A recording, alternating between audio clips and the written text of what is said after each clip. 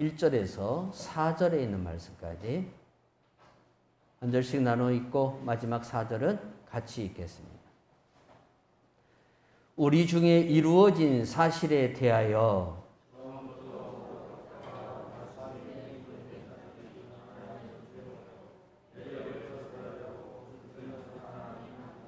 그 모든 일의 근원부터 자세히 미루어 살핀 나도 데오빌로 각하에게 차례대로 써 보내는 것이 좋은 줄 알았노니 이는 각하가 알고 있는 바를 더 확실하게 하려 함이로다. 유교의 성리학은 왜 제사의 목을 그렇게 매는 것일까요? 유교는 제사를 빠지면 아무것도 아닌 것처럼 그렇게 보여지기도 합니다.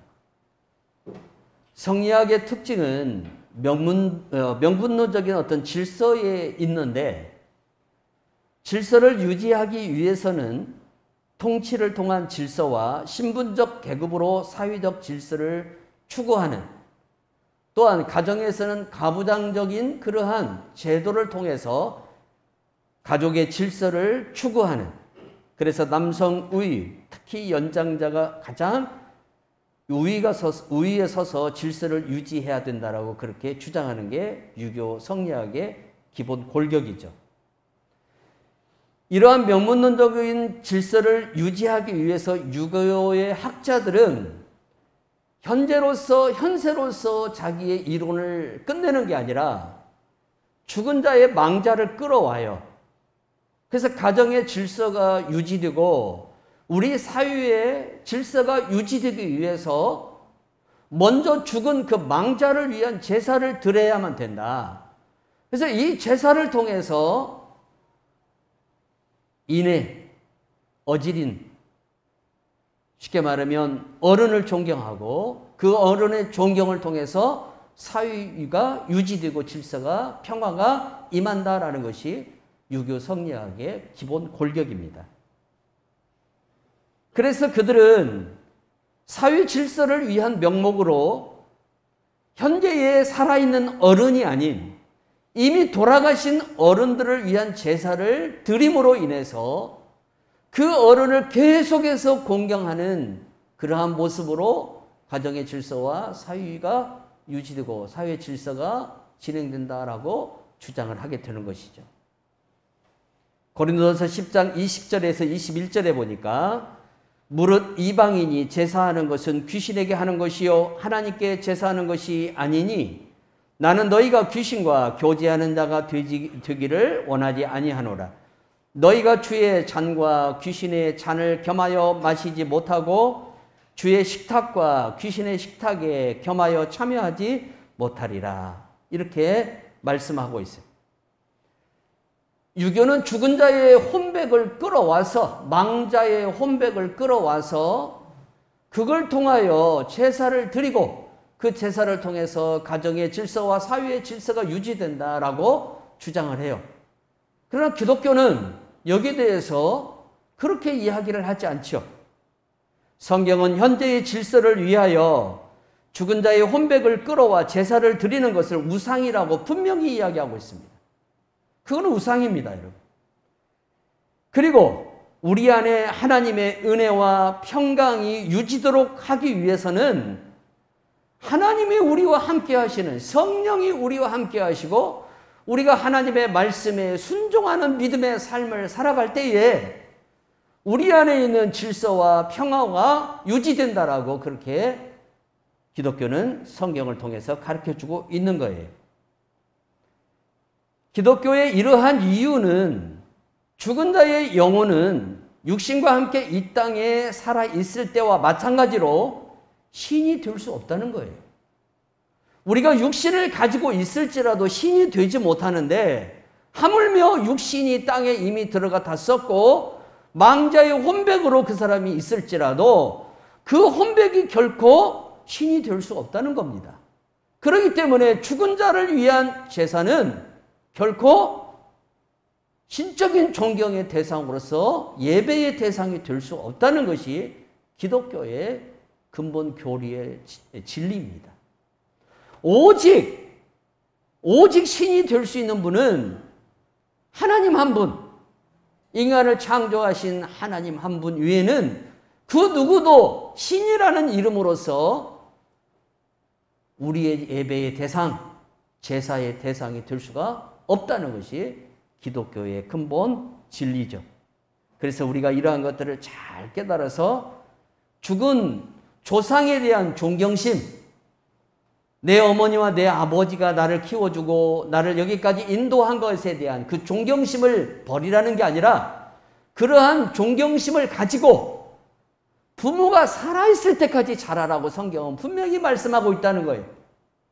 죽은 이후의 부모의 삶은 내가 주관하는 게 아니라 하나님께서 주관하시기 때문에 더 이상 우리가 그 죽은 자의 부모에 대한 예나 우리가 도를 다하는 것은 도리어 우상이 되어버린다는 사실이에요. 그래서 성경은 살아있는 부모, 현재 생존해 계시는 부모에게 부모를 공경하고 그 부모를 효를 다하라라고 말씀하고 있는 거예요. 오직 이 땅에서나 어디에서나 예배를 받으실 수 있는 유일한 분은 하나님 한 분 외에는 없습니다. 인간은 살아있을 때도 유한한 존재이고 인간은 죽어도 여전히 유한한 존재입니다.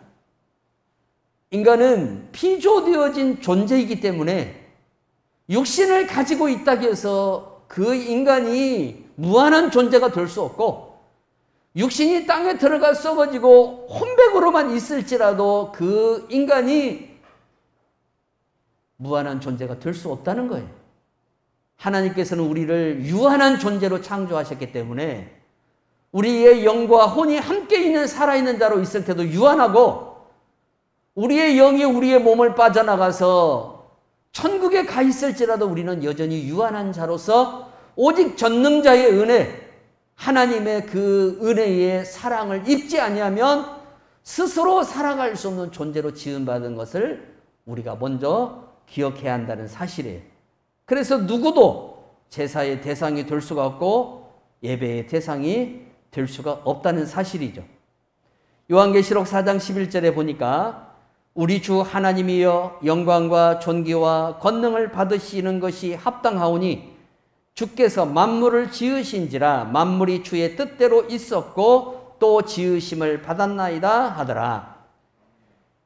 공자가 자신의 제자가 귀신과 사후세계에 관해서 물을 때에 뭐라고 답을 했냐면 사람의 일도 아직 잘 모르는데 귀신의 일을 어떻게 알겠느냐, 또 살아생전의 일도 아직 잘 모르는데 죽어서의 일을 어떻게 알겠느냐라고 대답을 했어요.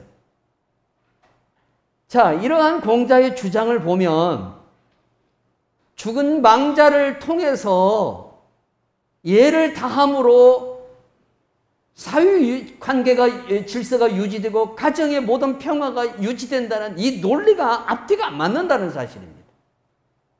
공자는 사람이 살아가는 것도 다 모르는데 내가 귀신이 있는가 없는가도 모르는데 그러면서도 한편으로는 죽은 자의 혼백을 끌어와서 그 혼백을 통해서 제사를 드림으로 자기의 가정의 평화 이것이 유지된다라고 그렇게 이야기를 하는 거예요. 그래서 제사를 잘 드려야 후손들이 복을 받고 행복하게 만사 형통할 수 있다라고 이야기를 하는 거예요. 그러니까 그가 제자와 나눈 이야기와 성리학이 근본적으로 가르쳐주는 이 교리가 서로가 앞뒤가 안 맞는 그런 모순성을 가지고 있는 것을 볼 수가 있죠. 공자는 인을 무척이나 강조했어요. 어질인을 쓰죠. 그래서 이 인을 통해서 예가 나오는데 그 예 중에 가장 중요한 예가 뭐냐면 관혼상제입니다. 죽은 자를 위한 예를 다하는 겁니다. 그래서 어머니가 나를 낳아서 3년 동안 업어서 키우니까 자식이 돌이라면 어머니가 돌아가시고 아버지가 돌아갔을 때에 3년상을 치러줘야 된다라고 그렇게 주장을 하는 거예요. 그런데 공자의 제자 중에 제여라는 제자가 있었어요. 이 제여라는 제자가 공자에게 묻습니다. 그러면 선생님, 사람이 3년 동안 죽은 부모의 망자의 혼백을 달라기 위해서 날마다 상복을 입고 애고하고 있어야 되면 나머지 식솔들은 다 누가 먹여 살립니까? 제어가 공자에게 묻는 거예요. 그러니까 공자가 말하기를 제사는 아무나 드리는 것이 아니라 양반 정도 되는 사람,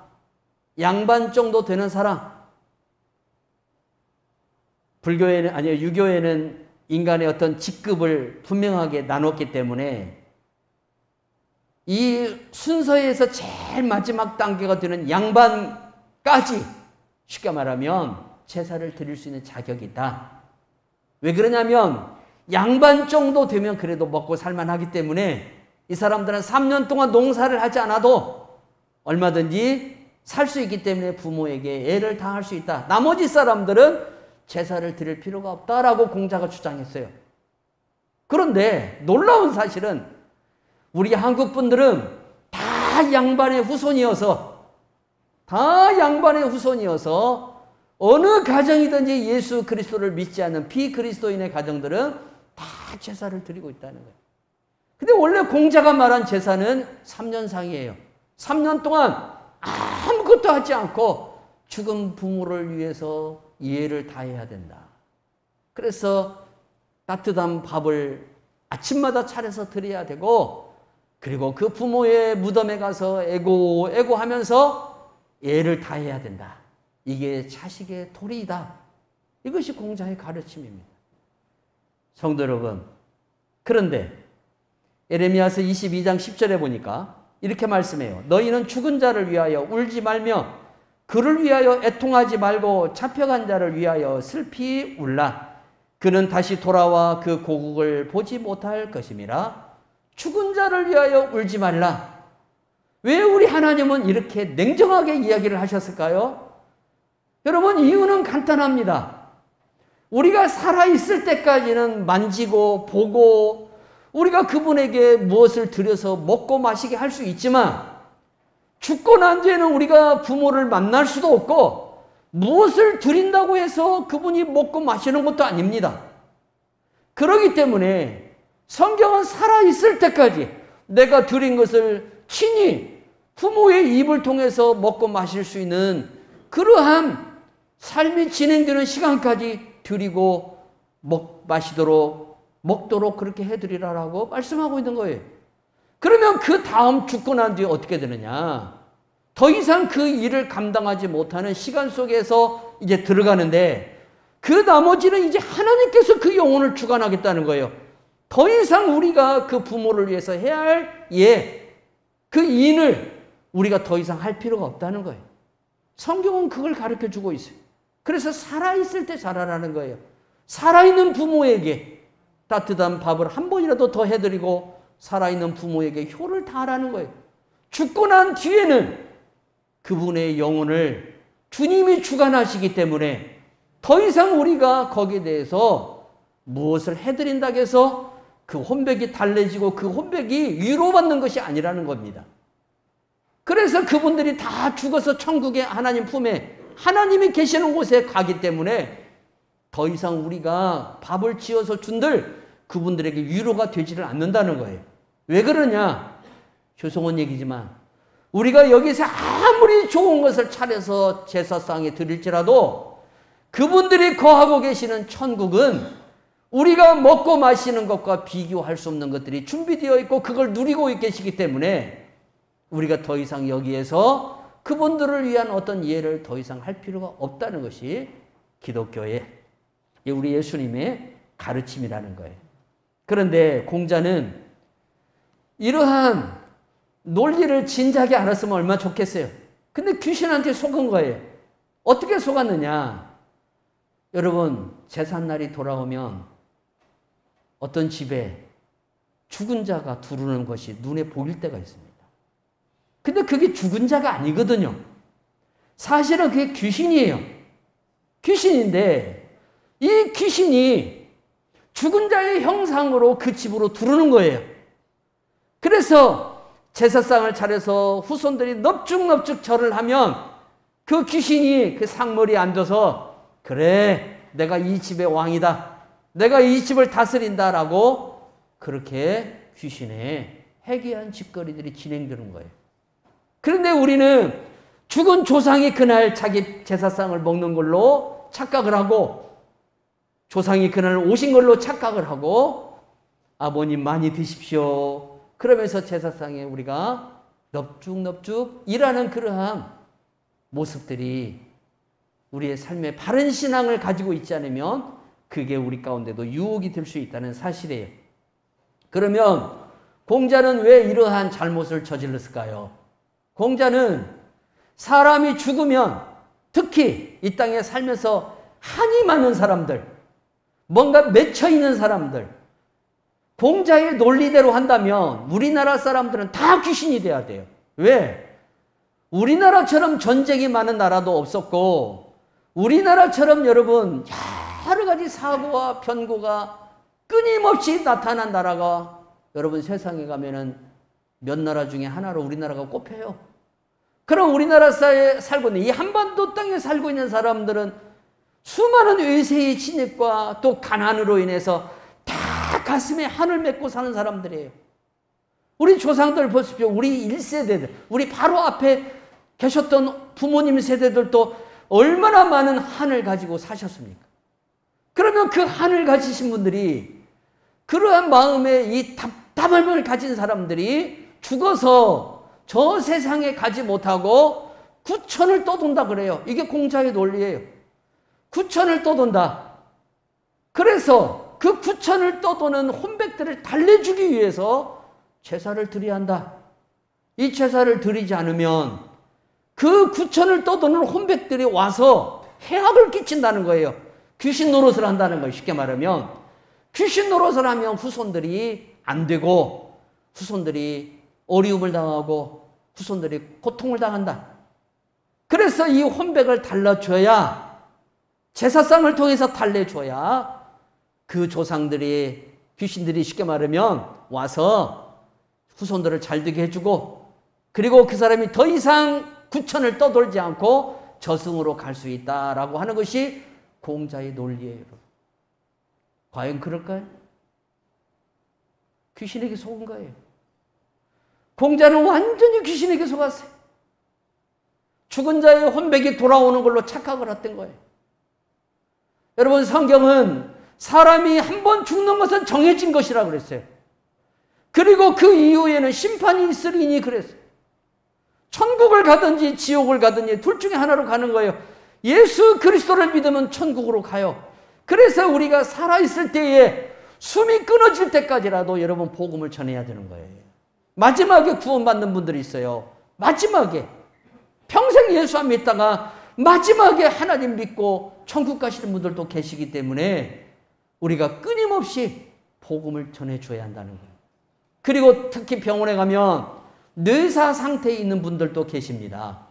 식물인간으로 살아가시는 분들도 계십니다. 그러나 그분들의 귀가 열려있고, 여러분 다 소리가 들린다고 그럽니다. 깨어나신 분들의 그런 임상적인 발언들을 보면 자기 몸이 움직이지 못할지라도 소리가 다 들리기 때문에 여러분, 사람이 마지막에 다치는 곳이 귀입니다. 귀예요. 그리고 사람이 죽어도 여러분 머리카락은 자랍니다. 사람이 죽어도 머리카락은 자라요. 그래서 왜 우리나라 귀신들이 머리카락을 흐트리고 나오느냐면 사람이 죽어도 머리카락이 자라기 때문에 전설의 고향에서 그 모습으로 많이 나타나요. 그런데 여러분, 진짜 귀신은 사람의 영혼이 아닙니다. 진짜 귀신이 무엇인가를 우리가 요한계시록 12장 3절에서 9절 말씀을 보면 깨달을 수 있습니다. 마귀가 천사장이었는데, 루시퍼였는데, 계명성이라도 그렇게 또 말합니다. 붉은 용이라고도 말합니다. 이 마귀가 하늘에서 천사장이었습니다. 하나님 다음으로 영화로운 존재였습니다. 그런 마귀에게 교만이 찾아오고 나도 하나님처럼 되겠다라는 그러한 욕망이 그를 사로잡을 때에 어떤 일이 벌어지냐면 그가 하늘에 있는 천사 3분의 1을 취합해 가지고 하나님을 대적합니다. 그런데 하늘의 군대 장관인 미카엘 천사를 이기지 못하고 결국 하늘에서 쫓겨나서 어디로 오냐면 공중, 우리가 살고 있는 이 지구의 공중으로 내려옵니다. 그래서 하나님이 만든 아담이라는 첫 번째 인간을 시험해서 넘어뜨리죠. 이 아담에게 찾아와서 결국 먹을 것을 가지고 아담을 무너뜨려요. 선악을 알게 하는 나무의 열매예요. 근데 단지 그 먹는 문제가 아니에요. 뭐냐면 아담이 선악과를 따먹음으로 아담도 하나님처럼 될 수 있다. 내가 더 이상 하나님의 간섭이나 하나님의 도움을 받지 않고 살 수 있다는 것이 아담의 논리입니다. 여기에 아담이 무너져 버린 거예요. 두 번째 아담으로 오신 예수 그리스도에게 마귀가 또 여전히 찾아와요. 첫 번째 것이 먹을 것을 갖고 시험해요. 돌덩어리를 갖고 떡을 만들어 먹으라는 거예요. 빵을 만들어 먹으라는 거예요. 그때 예수님께서 마귀를 말씀으로 물리쳐요. 사람이 떡으로만 사는 것이 아니라 여호와 입에서 나온 말씀으로 산다라는 말씀을 통해서, 신명기서에 있는 말씀을 통해서 마귀를 물리칩니다. 그래서 예수님만이 참 인간이 되시고 예수님만이 마귀를 이기시는 참 아담이 되시는 겁니다. 자, 마귀가 와서 아담을 시험하는데, 그때 마귀가 이 땅에 올 때에 얼마를 데리고 오냐면 천사의 3분의 1을 데리고 옵니다. 그러니까 지금 이 땅에 머물고 있는 이 공중의 권세를 잡고 있는 이 귀신들의 수가 몇 명인가를 성경은 말하고 있지 않지만 그 수가 여러분 상상을 할 수 없는 수입니다. 어마어마합니다. 천사 3분의 1이 마귀를 따라서 타락을 해서 그것들이 귀신이 되어버린 거예요. 이것들이 귀신이에요. 근데 이 마귀들이 제일로 잘하는 게 뭐라고 그랬어요? 패러디를 잘한다 그랬어요. 그래서 마귀는 성령 흉내를 잘 내요. 성령 흉내. 성령님이 뭘 하면 그걸 흉내내요. 여러분 기독교에서 찬송가를 만들어서 찬송가를 부르니까 원불교에서 찬불가를 만들어요. 흉내를 얼마나 잘 내는가 몰라요. 그래서 마귀를 가리켜서 패러디의 달인이라고 얘기해요. 귀신들은 그래서 우리 산자들에게 어떤 모습으로 다가오냐면 죽은 자의 형상을 가지고 나타날 때가 있어요. 그런데 살아있는 분들은 마치 그 죽은 자의 형상을 가지고 오는 귀신이 자기 아버지요, 자기 어머니라고 착각을 하는 거예요. 그래서 그 앞에 제사를 드리는 거예요. 오셨으니까 맛있게 배부르게 드시고 가라고. 성도 여러분, 여기에 속지 않기를 바랍니다. 이게 공자가 속은 첫 번째 이유입니다. 두 번째 속은 사람이 또 나와요. 석가모니입니다. 참 이 동남아시아를 비롯해서 우리 한국도 많은 불교의 영향을 받고 있죠. 불교의 큰 스승이신 성철 스님은 정말 위대한 불교의 스승이라고 볼 수가 있어요. 이분이 예수만 믿었으면 얼마나 좋을까. 참 이분의 죽음을 저도 한 기독교인으로서 안타까울 수밖에 없어요. 왜 그러냐면 진짜 여러분 불교인이에요. 이분은 그냥 이판승, 사판승이 있잖아요. 중들 가운데 이판승이 있고 사판승인데 진짜 중이 이판승이에요. 가짜 중은 사판승입니다. 사판승들은 뭘 하냐면 제사나 이 제밥에만 관심 있는 사람들. 그래서 뭔 죄를 드려야 한다고 꼭 무당이 하는 짓과 같은 그러한 일들을 이 사판상들이 해요. 근데 이판승들은 그게 아니에요. 진짜 불교는 그게 아니라는 거예요. 이 진짜 불교가 뭔가를 보여주신 분이 성철 스님이에요. 그런데 조계사를 놓고 이 이판승들과 사판승들이 싸워요. 그래서 거기에서 나온 말이 우리가 너 죽고 나 죽자 할 때 쓰는 말 이판 사판, 이 말이 거기서 나온 말입니다. 거기서 나온 말이에요. 근데 이 성철 스님이 운명하면서 지옥에 있는 석가를 봅니다. 그리고 그분이 자기 제자들 앞에서 마지막 운명을 하면서 시를 하나 읊어요. 석가는 원래 큰 도적이요 달마는 작은 도적이다. 서천에 속이고 동토에 기만하였네. 도적이여 도적이여 저 한없이 어리석은 남녀를 속이고 눈을 뜨고 당당하게 지옥으로 들어가네. 한마디 말이 끊어지니 일천성의 소리가 사라지고 한 칼을 휘두르니 만리의 송장이 질비하다. 알든지 모르든지 상신이 실명을 면치 못하리니 말해보라 이 무슨 도리인가.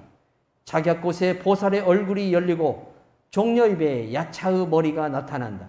목 위에 무쇠 관에 무게가 7근이요 발밑에 지옥은 괴로움이 끝없도다. 석가와 미타는 뜨거운 구리 쇳물을 마시고 가섬과 안하는 무쇠를 먹는다. 몸을 날려 배곡 난간을 쳐부수고 손을 휘둘러 황금줄을 끊어버린다. 산이 우뚝우뚝 솟으며 물은 느릿느릿 흐르며 잣나무 빽빽하며 바람이 쌩쌩 분다. 사나운 용이 힘차게 나니 푸른 바다가 넓고 사자가 고함 지르니 조각다리 높이 솟았네 알겠느냐. 1, 2, 3, 4, 5, 6, 7 이어 두견새 우는 곳에 꽃이 어지럽게 피었네 하면서 하면서 돌아가셨어요. 이분이 이게 마지막에 남긴 말이에요. 시사인 기자가 이것을 취재를 해갖고 신문에 발표를 했죠. 여러분, 이분이 마지막에 영안이 열렸어요. 마지막에. 지옥에 있는 석가를 본 거예요. 달마를 본 거예요. 안안을 본 거예요. 석가의 제자들을 본 거예요. 석가도 속았다는 거예요, 귀신한테. 얼마나 이 비참한 모습입니까? 부처란 말은 원래 진리에 눈을 뜬 사람이다 라는 뜻입니다. 부처를 가리켜서 흔히 모니라고 그래요. 수행자라는 뜻입니다. 그래서 석가모니에게 어느 날 사람들이 묻습니다. 당신이 천사입니까? 석가모니가 고개를 좌우로 흔듭니다. 그러면 당신이 신입니까? 석가모니가 좌우로 고개를 흔듭니다. 그러면 당신은 누굽니까? 라고 물었어요. 그러니까 석가모니가 말하기를 나는 깨달은 자다. 나는 깨달은 자다. 근데 뭘 깨달았는가를 모르겠어요. 그분이 깨달았다는 것은 뭐냐면 내가 어디서 와서 어디로 가는가도 모른다는 거예요. 그걸 깨달았다는 거예요. 내가 어디서 와서 어디로 가는지를 나도 모른다는 거예요. 그래서 불교의 결국 철학의 답은 무예요, 무. 그래서 만해 한용운, 여러분 우리 독립운동이었고 독립선언 그 기초를 하는데 공로자였던 만해 한용운 스님이 마지막으로 남긴 시가 무예요, 무. 내가 알려고 그렇게 도를 닦았고 내가 알려고 그렇게 수행을 했지만 내가 얻은 것은 아무 답이 없다. 인간이 어디서 와서 어디로 가는가 나도 모른다. 그런 결론을 결국 내리고 그분도 돌아가신 거예요. 화엄사에 가면, 구례 화엄사에 가면 팔만대장경 라마가경 38-8이 있습니다. 여기에 여러분 뭐라고 써졌냐면 이렇게 써졌어요. 하시 야솔의 오도 무유지 등이야. 이게 무슨 말이냐면 언젠가 예수께서 오시면 내가 깨달은 도는 기름 없는 등과 같이 쓸모가 없다라는 말이에요. 석가모니가 여러분 이걸 예언해놨어요. 언젠가 예수가 오면, 예수가 온다는 거예요. 언젠가. 석가모니가 먼저 이 땅에 존재했던 분이니까 예수가 오면 자기가 깨달은 이 도는 아무것도 아니라는 거예요. 쓸모없는 것이 된다는 거예요. 성도 여러분, 결국 석가모니도 속은 것을 볼 수 있어요. 그런데 우리 예수님이 뭐라고 얘기합니까? 사람들이 나를 누구라고 하느냐? 어떤 사람은 에레미야, 어떤 사람은 엘리야, 어떤 사람은 뭐 선지자 중에 한 사람, 모세라고 이야기하는 사람도 있습니다. 그러니까 예수님이 제자들에게 묻습니다. 너희들은 나를 누구라고 하느냐? 그러니까 베드로가 나서서 말하기를 주는 그리스도요 살아계신 하나님의 아들이로소이다 라고 말을 합니다. 그때 주님이 말합니다. 바요나 시몬아 네가 복이 있도다. 이를 알게 하신 이가 하나님이라고 그랬습니다. 많은 사람들이 도를 통해서 저 내세를 알고 천국을 알고 또한 여러분 하나님을 알기를 원하지만 하나님께서 열어주지 않냐면, 하나님께서 우리 영안의 눈을 열어주고 하나님께서 빛을, 예수 그리스도의 빛을 우리 마음속에 비춰주지 않으면 누구도 주님을 알 수가 없다는, 하나님을 만날 수 없다는 겁니다. 그러고 보면 우리가 석가모니보다 더 훌륭한 사람이에요. 왜? 우리는 그렇게 수행을 하지 않고도, 우리는 그렇게 도를 닦지 않고도 하나님 아버지를 만났지 않습니까? 예수님을 만났지 않습니까? 그 은혜가 누구로부터 왔습니까? 성령 하나님이 우리 안에 오시고 예수 그리스도의 그 빛을 우리에게 비추심으로 우리의 어둠이 물러가고 우리 이 심령이 눈이 열려서 예수 그리스도를 우리의 구주로 드디어 알아보고 예수님을 통해서 하나님께로 나아가는 은혜를 우리가 잊게 된 거예요. 그러면 서양 철학은 다른가? 아닙니다, 여러분. 서양 철학은 다를까요? 아닙니다. 자, 서양 철학에서 가장 이 내세에 대해서 가장 현명하게 이야기한 사람이 플라톤입니다. 플라톤은 이데아의 세계에 대해서 이야기를 했어요. 그게 진짜 세계라는 거예요, 그게. 우리는 지금 모형의 세계에서 살고 있다는 거예요. 가짜 세계에서 살고 있다는 거예요. 우리가 죽으면 다 그 진짜 세계로 들어간다는 거예요. 여기까지는 알았어요.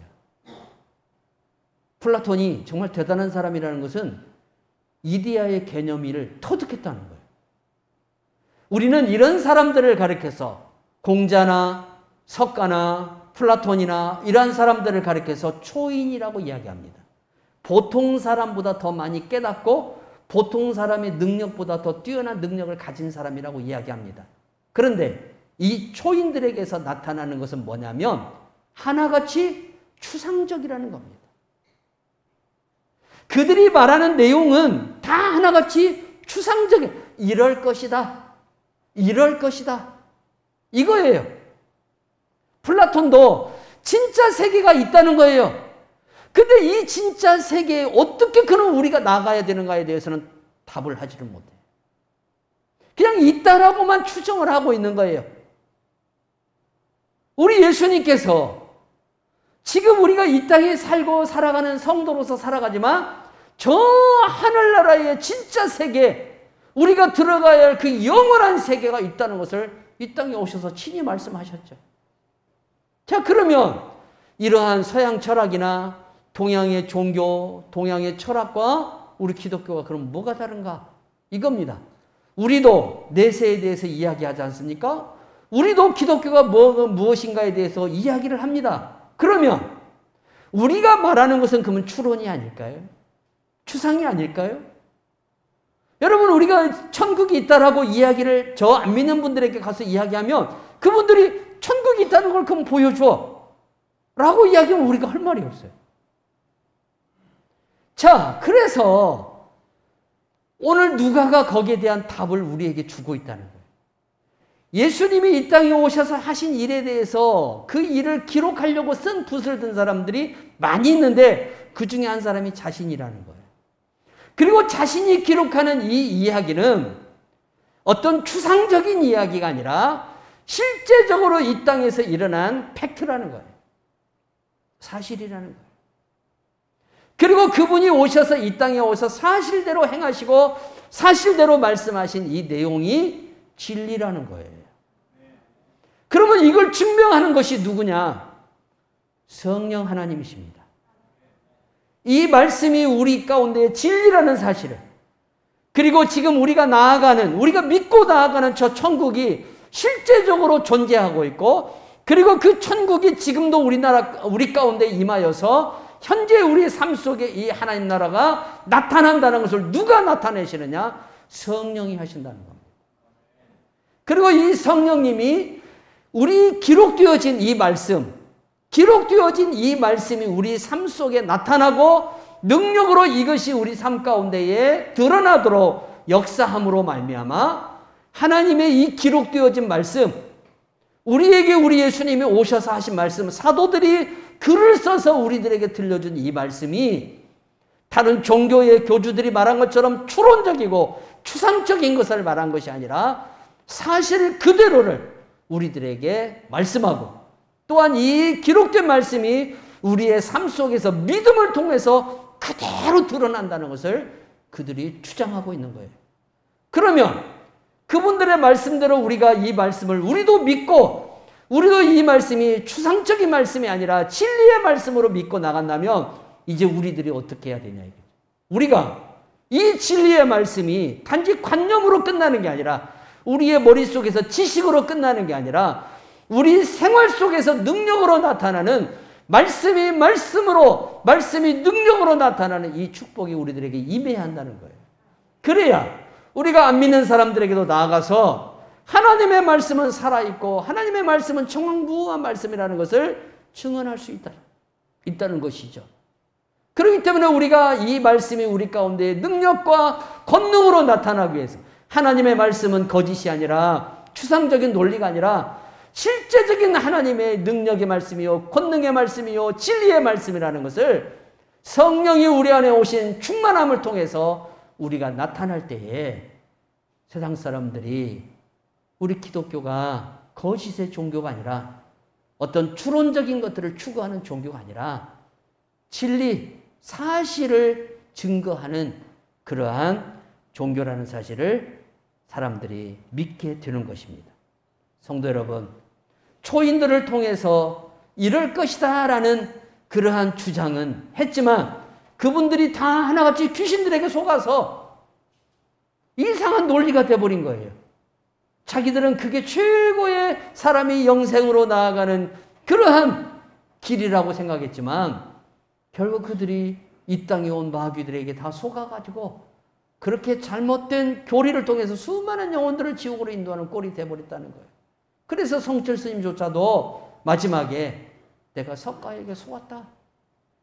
내가 석가에게 속았다.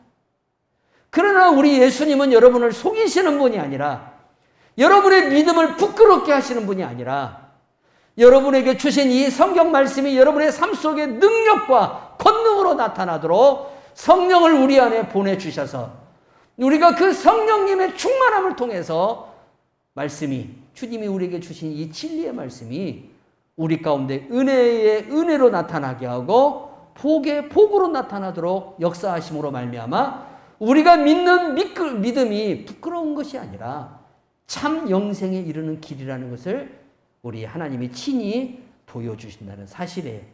그래서 예수님이 말씀하기를 나를 본 자가 곧 하나님을 보았고 또 요한복음 8장 38절에서도 나는 내 아버지에게서 본 것을 말하고 너희는 너희 아비에게서 들은 것을 행하느니라.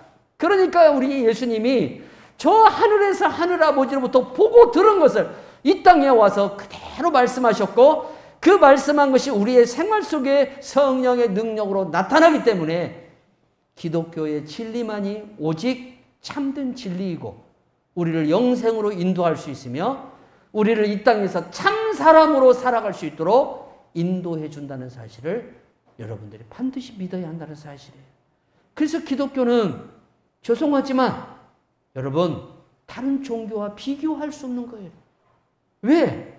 살아계신 하나님이 말씀하신 것을 믿는 것이고 그 말씀을 우리가 성령을 통해서 우리 생활 가운데 능력으로 체험하고 경험하고 누리며 살아가는 종교이기 때문에 오늘 여러분들에게 이 은혜가 충만하게 임해야 한다는 거예요. 그래서 우리가 하나님의 말씀을 관념으로만 알고 사는 것은 수박을 사다 놓고 날마다 구경만 하는 사람하고 똑같다 이거예요. 여름날에 수박을 샀으면 잘라서 그걸 먹어야죠. 그리고 그 맛을 즐겨야죠. 마찬가지 우리가 말씀을 읽고 쓰고 들었으면 이 말씀을 이제 믿음으로 행하여서 이 말씀의 능력이 내게 복이 복이 되고 은혜 위에 은혜가 되고 성령의 능력이 되도록 우리가 믿음으로 행해야 한다는 사실. 그래서 우리가 기도도 해야 되고 우리가 말씀으로 순종도 해야 돼요. 그럴 때 하나님의 믿음의 역사가 말씀의 역사가 우리 가운데 더욱 충만하게 나타난다는 사실을 믿고 우리가 이 누가가 거짓말이 아니라 진짜 되어진 일과 이 말씀이 또 우리 생활 가운데 되어진다는 사실을 증거하기 위해서 이 편지를 쓴다는 것을 우리에게 말씀하고 있어요. 그래서 기독교만이 참 진리가 된다는 것을 증언하고 있으니까 내가 믿는 하나님을 우리 생활